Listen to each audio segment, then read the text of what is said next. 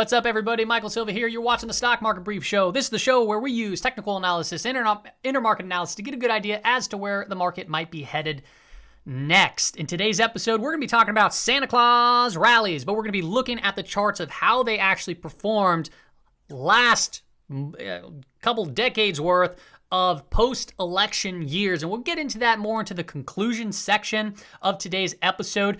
Today, I'm going to start it off talking about the worst timing that the Fed came out to announce taper, now amidst all the fear of Omicron coming out. So we're going to kind of dive into that. Then we're going to dive into the charts and some levels to keep a close eye on that the options market is pricing in.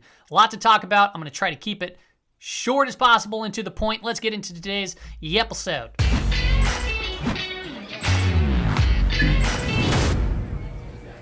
All right, everybody, welcome back. If you haven't watched this video, I posted this one not too long ago, last weekly recap. I'd suggest to go watch that because I did get into a little bit more detail of how it can be a very difficult market to navigate without the Fed support. Okay, now we know that the Fed came out and they're going to be dialing back its bond buying and see potential rate hikes, 3 rate hikes going into next year. Is that even possible with this amount of debt and this news coming out with the Omicron variant? I don't know. It seems like a good excuse to basically start pulling back from that narrative. But, you know, a narrative is a narrative and a forecast is a forecast. We'll see how that kind of takes off. If we take a look at this chart here, I just want to go ahead and reiterate that we are still within an uptrend in the Nasdaq composite, putting in higher highs and higher lows. But what a lot of people still don't quite grasp is just like how bifurcated this market is and that there's a stealth bear market going on behind the scenes. You can see here the percent of stocks above the 200-day moving average continue to drop off a cliff. We're talking over 70% of stocks are below that Godfather key moving average, and that is not a good sign for the market. It's being masked by these big mega cap tech stocks, and we saw last week when they have sell side activity just how volatile this market can get. If we take a look at yields really quick, one thing that I want to point out on the 10 and 2, we are at the flattest we've been in an entire year basically over here. And, you know, this is a good indicator when it gets obviously to an inversion, which we're still far away. If it gets inverted, it has been an early warning sign of a recession to come. And you can see they've been flattening, and even the 35 will continue to flatten too as well. And if we take a look at just the TLT, this is rather neutral. But, you know, maybe with this fear of the Omicron and this recent spike case, which we'll be getting into, that might just potentially put some fear into the markets and perhaps maybe shoot this up high.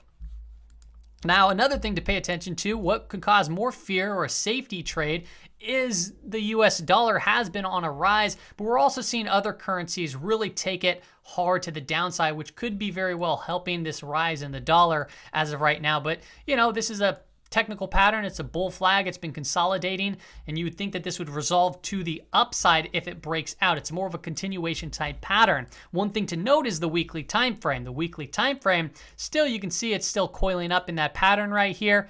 All right, but however, we are getting a little bit overextended to the upside, so I wouldn't be surprised to see it consolidate or pull back a little bit. But also from a continuation pattern standpoint, you can't be surprised if this thing also rockets up even further. Now, another thing to pay attention to, as this bearish sentiment is rising throughout everywhere, let's take a look at chart of ES. This is just the E-mini, okay? We are separated 1 day from all-time highs, all right? So there's been some volatility in the markets, but once again, just let me reiterate this. We are separated 1 day from hitting an all-time high in the market. So there's a lot of fear, but when you really step back and you remove your emotions, you're like, the last trading day, we tapped to an all-time high. The market is still in bullish context. It's going to take some effort to really rip this thing down to the downside, okay? And that could be potentially Omicron. However, we're going to be getting into that and kind of my expectations of what the market will do if there is more fear that rises from that. Now, next week, Now that the Fed kind of stepped away, we're not going to see them for the rest of December, right? The FOMC meeting came out. Now we're going to start looking at these economy things that are going, econo-vents, I guess is what they call them on Thinkorswim. We have a lot of things basically taking place. We have the PPI, we have jobless claims, we have monthly GDP, we have consumer sentiment coming out, we have the Bank of Japan minutes. You know, we have a bunch of different things taking place next week, PPI.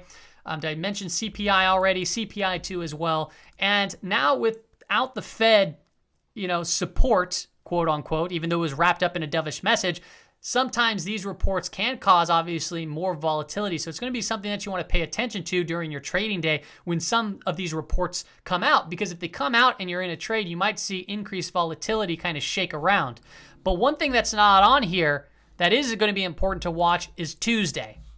Tuesday, Biden is going to deliver the speech on Omicron variant as the COVID cases rise. And what comes out of that is going to be important, because I don't think that necessarily, looking at the data, which I'll share here with you, that there's any reason to really be scared of this virus. It seems to me like it spreads like crazy, but it's not as potent or powerful. Okay, and I'm no doctor. Do your own research. I'm just looking at a couple of things, which I'll show you. But what's going to scare the market is how politicians, right? How governments react and respond to these, and what kind of restrictions that they might put on either various states and or the overall United States. So it's going to be very important to watch this, to say the least. Now, last week an article came out and it said this: White House, they said that will not lock down to fight COVID as the European nations implement restrictions. So they did mention that, okay? So, Biden coming out on Tuesday next week, I don't know if that's going to change or not. And I'm not going to really speculate to what he might say. What I would like to, I just don't imagine them, as cases continue to spike and rise. Are they really going to come out and say, oh yeah, no, everything's going to be fine? Yeah, I just have a hard time believing that, but who knows, right? There's no reason to speculate.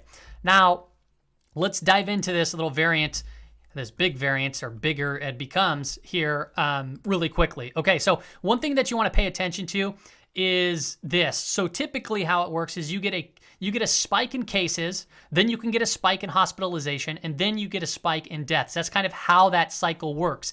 And this is South Africa. South Africa, I remember pointing this out on a video a while ago that somebody said it's only a little tiny spike, but they were looking at the 7-day average when we actually got a big spike in daily cases. Now the 7-day average is really taking a big shot up to the upside. However, they already have mentioned that they're seeing fewer hospitalizations as these cases surge. And if we get fewer hospitalizations, that means you get fewer deaths. Now, if you take a look at the death, you can see here, the 7-day average, it has not been upticking. So that is a good sign. Now, can things change? Obviously, things can change, right? I'm just showing what's currently going on, okay? United Kingdom, they are seeing a huge spike in cases there as well. But if you take a look at the hospitalization rate has not really upticked all too much. Now, obviously, this is pulled a couple of days ago. We'll see how this updates, but that's a good sign that we're seeing a spike in cases, but at least we're not having people being sent to the hospitals as much or as frequently. Even the death count, you can see here, the 7-day average has not seen that spike. All right, so that's a positive sign that this is happening, because now what it's kind of looking like, and this is still early on, it could just be the common cold. So like I said, what's really important here is how government officials respond to all of this.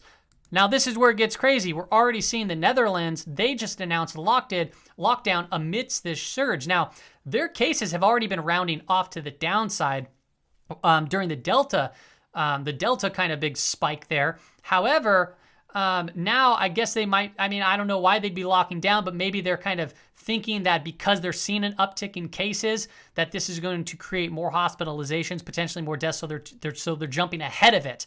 And that is kind of that warning sign to me that's saying, okay, if other countries start to do this or implement stricter restrictions, is the U.S. going to do the same thing? Now, if we take a look at the United States, we're not really seeing a huge uptick yet at this particular point in time in COVID cases. However, Jim Bianco provided this awesome research, and he has a great thread on all of this too as well. If you don't follow him on Twitter, you should follow him on Twitter. But what he pointed out here was Western Europe, typically the blue line gets a spike in cases not too long before United States actually picks up. So you can see the blue line rises. Shortly thereafter, the gold line, the United States, rises thereafter. And recently here you saw this big spike in Western Europe, and the United States is slowly starting to uptick, and you saw this spike right here too as well. So it seems to me, okay, it seems to me and a lot of other smart people that this thing is going to be coming to the United States, and that could cause obviously politicians, government officials to respond and put in tighter restrictions, and those restrictions could damage the overall, once again, small businesses, big businesses, you name it. And then we saw all of that craziness stuff happen. So it's going to be really important to pay attention to how the government responds to these rise in cases, or as they continue to rise, which means if you're part of the markets, you just need to be mindful of this and be obviously careful. Now, why do I think that is going to come throughout the entire United States? Well, very similar to early on during the COVID session, you saw a big rise in New York. Well, guess what? New York just saw its largest one-day increase of cases. The 7-day average continues to rise there. That is spiking, and that is still obviously early on when you take a look at this chart here of Western Europe. Now, if you take a look at the death count, it's not seeing a spike. So that, once again, is a very good thing taking place, all right? And I think I pulled a CDC. I don't have it on me right now. With CDC post hospitalization rate, I did see a little bit of an uptick in New York City. But like I said, it goes from case count to hospitalization rate to death, and you typically see it move in that fashion. So what would be best case scenario here? Obviously, best case scenario would be that, yeah, cases rise and everything, but hospitalization rate stays down, death count stays minimalized, and that to me says, okay, yeah, we can fight this. It's a very simple thing. So this is why I'm kind of pointing all of this out.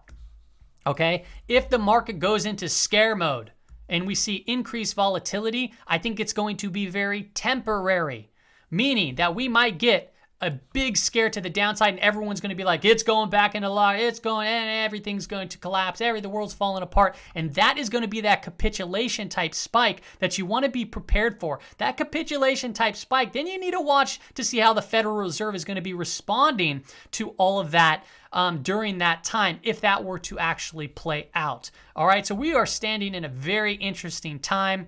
It's a time to be obviously very cautious. I don't think I say that every single episode, but this is just kind of goes to that point a little bit more. We're going to look at some key levels now that the options market's pricing in here momentarily.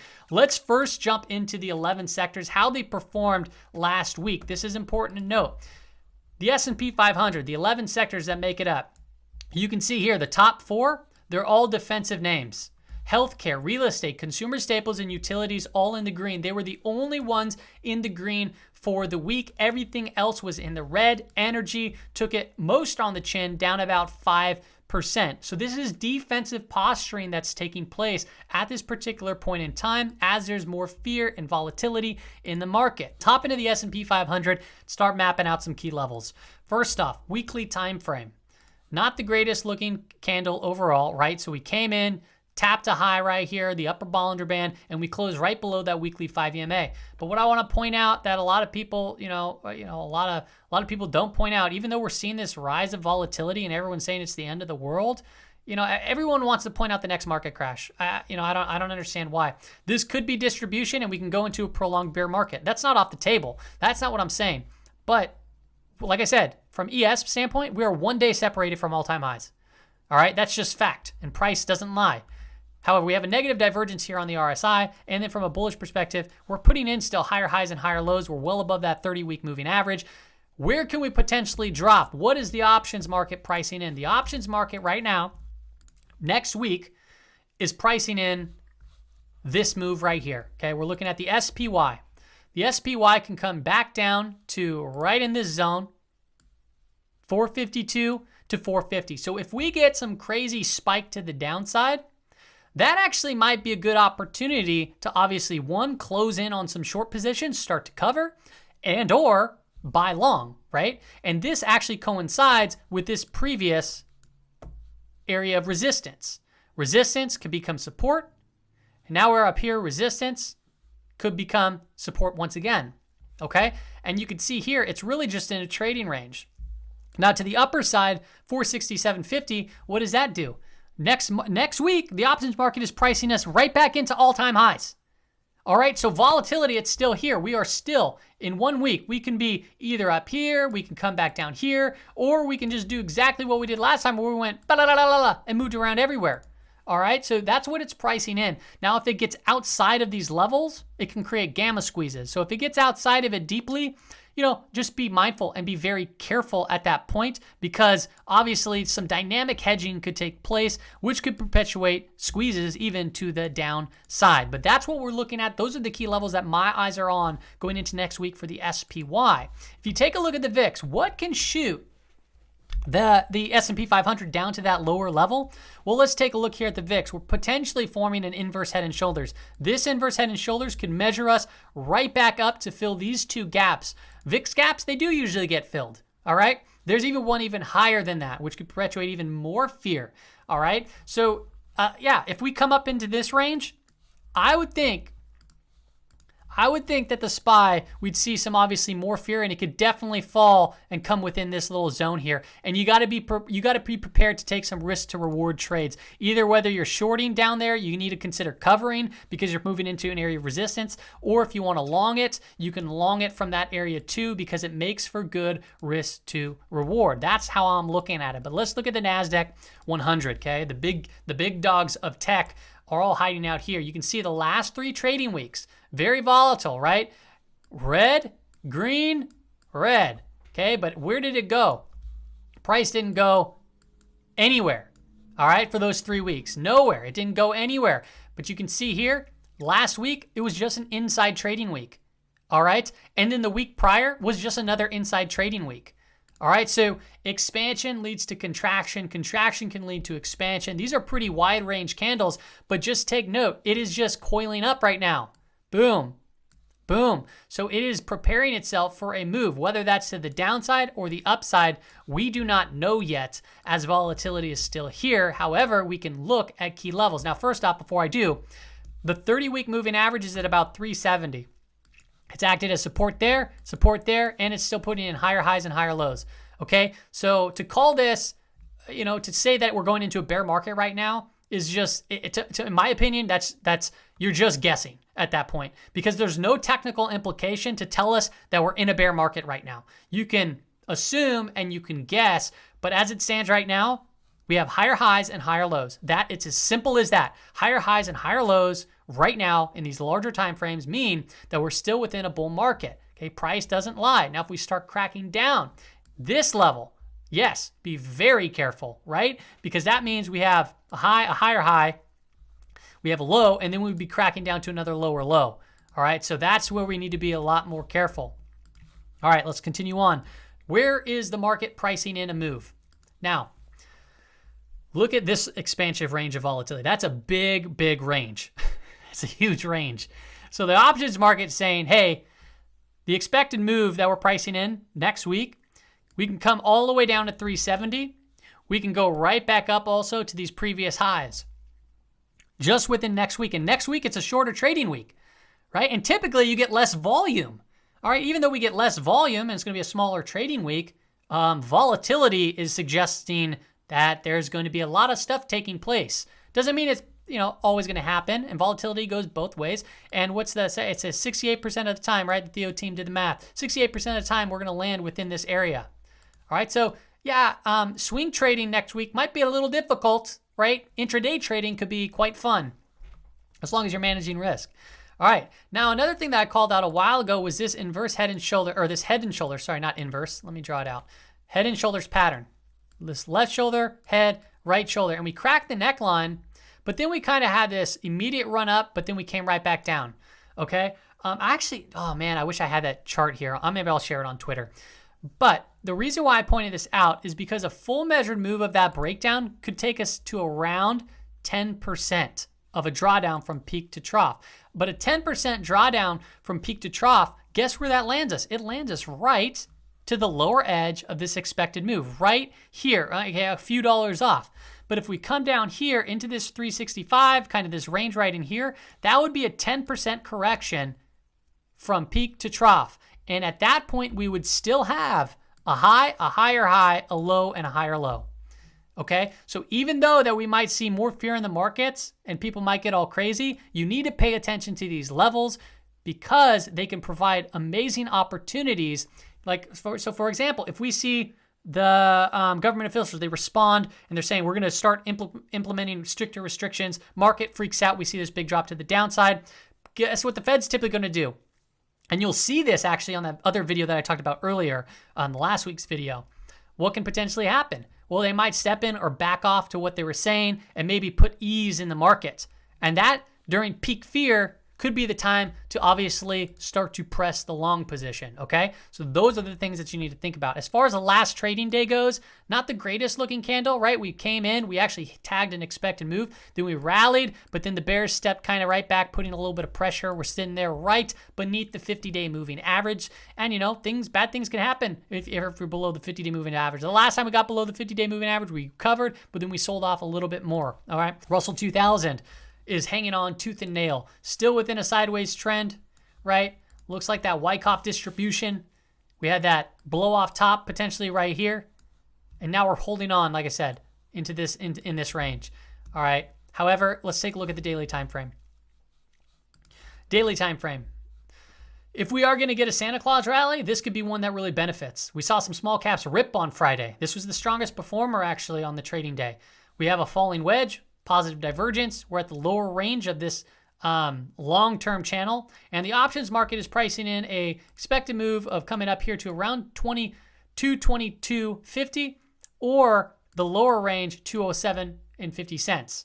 Okay, and that's kind of like 210, 207, this kind of range in here. You can see some lows. It's kind of, you know, it's never an exact number. There's always, like, you got to give it room to breathe. Okay, it's always like a web. All right, so yeah. Coming into an area of support, large move that's being expected coming into next week. Volatility, ladies and gentlemen, it's still here. It is still here, okay?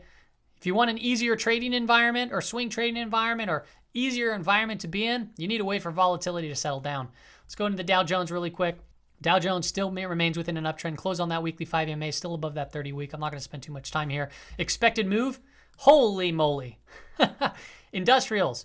It either can come right back up to those all-time highs, or we can come right down over here, still above that 200-day moving average at this particular point in time. But I tell you what, like, yeah, we could see a big move. Now, I would say if we get a huge move, get ready. Be ready in these indices if we see a big spike to the downside, you know, off some news or whatever. But as it stands right now, like I said, a lot of volatility in the markets. Let's hop into some indicators. Look at the health dashboard of the Nasdaq Composite. New lows spiked up again the last trading day. New highs continue to just kind of wither away. However, something from a good perspective, actually I'm going to share it on the other chart, but on the comp over SPY relative strength, still underperforming. Nasdaq advanced decline line continues to be lower than the 50 period moving average too as well. So it's not that great, but if you look here, potentially putting in a double bottom. Remember that, okay? Remember that potential for the double bottom. We'll get back to that in a second. All right. Let's look at the NAMO. This is a Nasdaq McClellan oscillator. We did put in, like I said, the double bottom. Now, however, double bottom came down pretty low. But what's this indicator saying? We have a low and a higher low.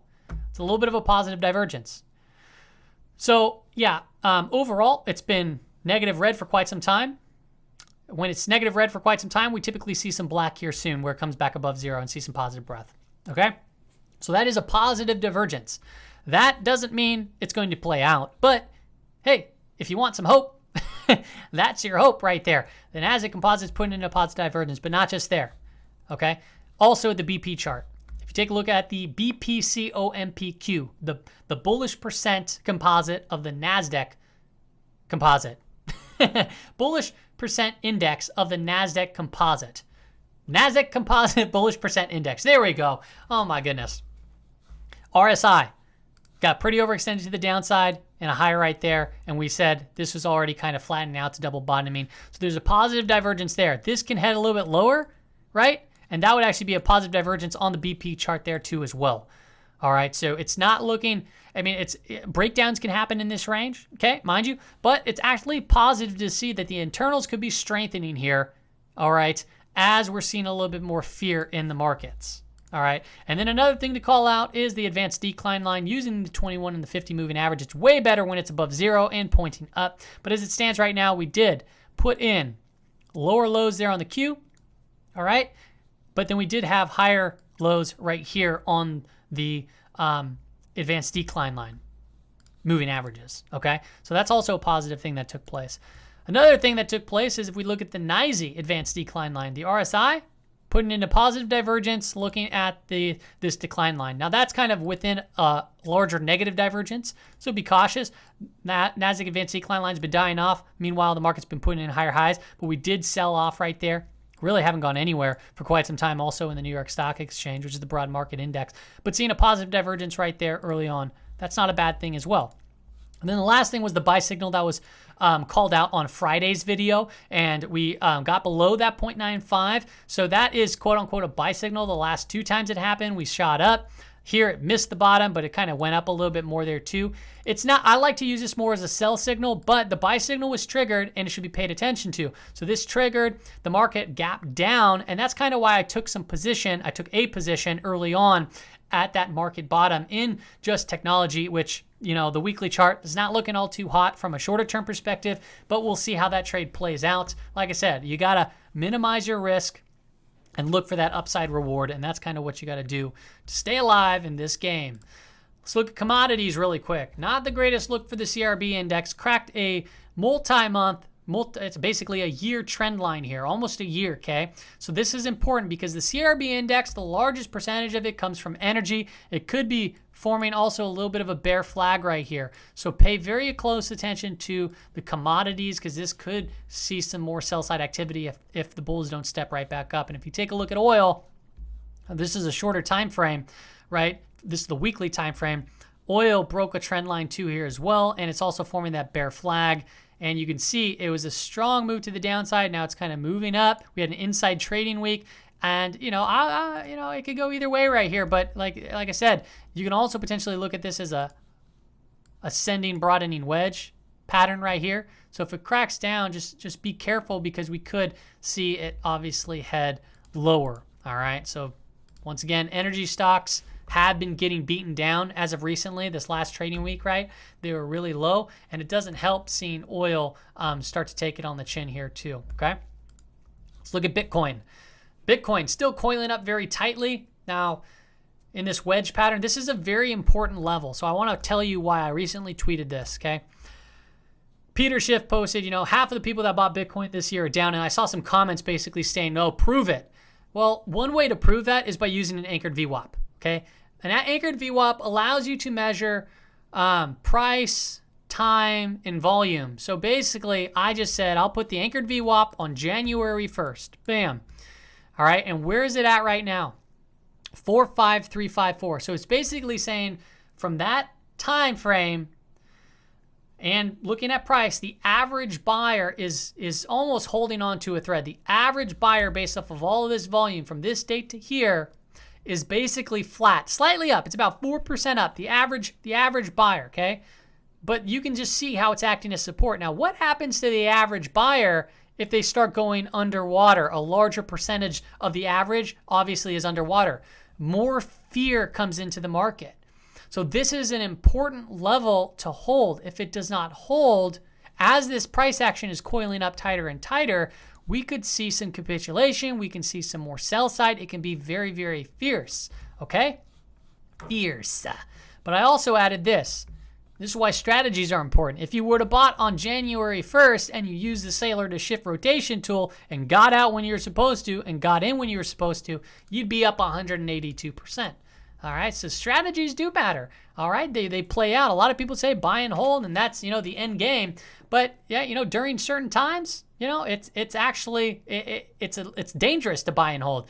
I also posted that if you bought your Valentine Bitcoin on Valentine's Day, they'd be slightly down, and then if you bought them bonds, the TLT, they would be up. I also finished that off by basically saying that if you bought them Bitcoin as a Valentine's Day gift, they're probably wondering what the hell's going on. All right, I want to go into some Santa Claus rally stuff, and I want to point this out. This is where it cool. It gets interesting, right? The Santa Claus rally, everyone's like, everyone thinks it's going to happen, and then everyone doesn't think it's going to happen, and it's going to, whatever, okay? Based off of seasonality, we get a Santa Claus rally post-election year. All right, post-election year, it comes to the end of December, then we see the rally. All right, now I want to show you post-election years, okay? I want to show you what December to January look like. So we'll go back to 1993, right? 1992, I think, was the election. So we're looking at post-election years. All right, this was December of 93. How did it look like?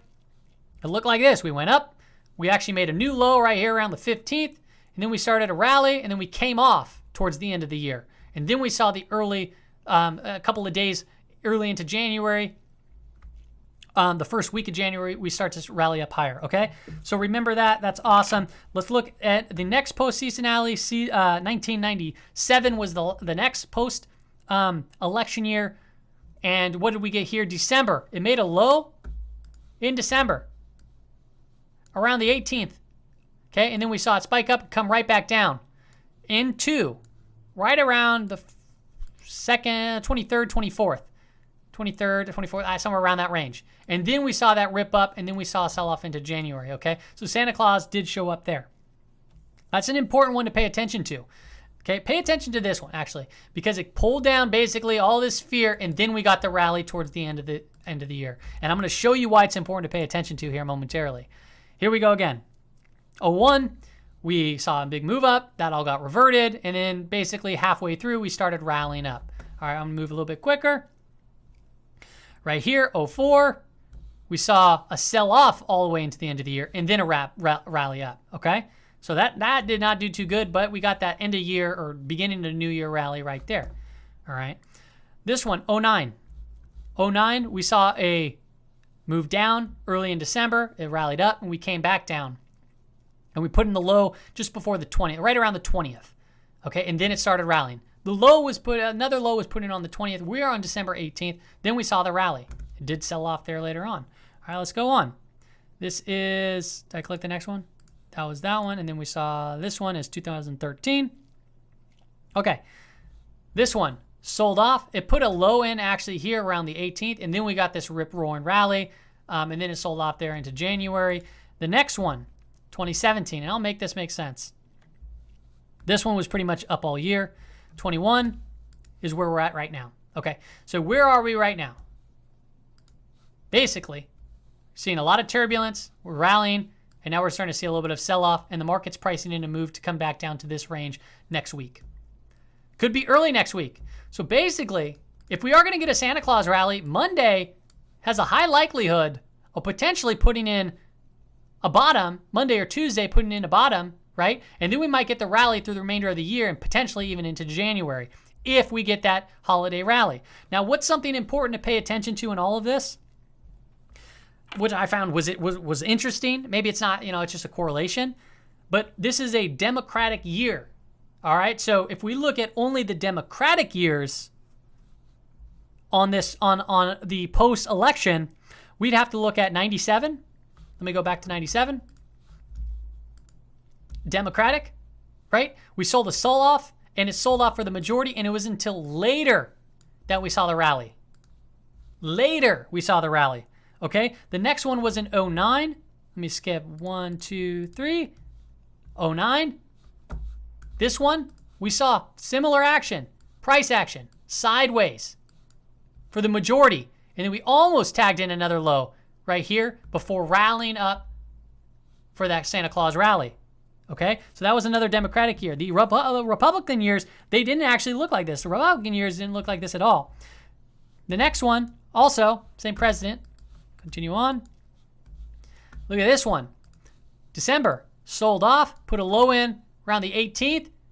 Right, today's December 18th. And then we rallied up.